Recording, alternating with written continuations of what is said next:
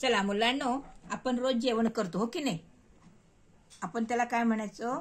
आहार.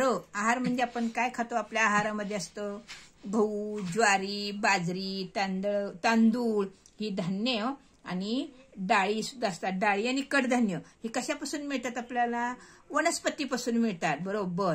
बघा हे काय आहे? हा गहू आहे.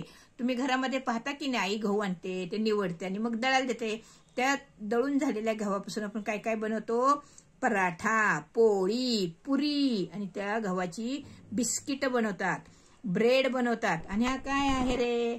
काय आहे? बरोबर तुमच्या आवडीचाच आहे सगळ्यांचा. काय आहे? केक. बरोबर. हे झाले गव्हापासूनचा आहार. आणि ही आहे ज्वारी, बाजरी.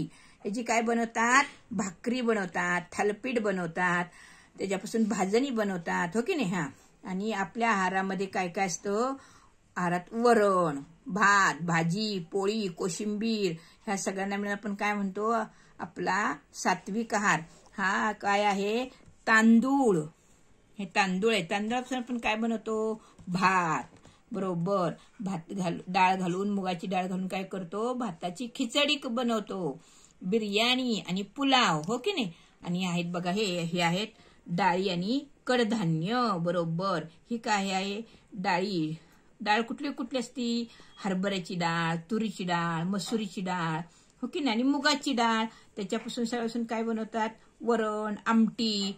आणि कडधान्य म्हणजे तुम्हाला काय माहितीये का?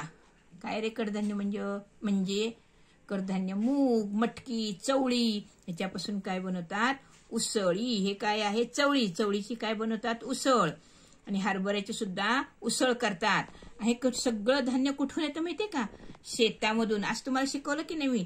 बैल काय करतो? शेतामध्ये नांगरणी करतो. हे बघा, ही अशी नांगरणी करतो. मग हा शेतकरी आहे. मग हे असं शेतातून हे सगळं आपल्याला धान्य मिळतो. कळलं का? हा आपला काय आहे? हा चौरस आहार. चौरस आहारामध्ये काय? पोळी, भाकरी, भात, वरण आणि आमटी आणि कडधान्य आणि एखादी पालेभाजी. ह्याला काय म्हणतात? चौरस आहार.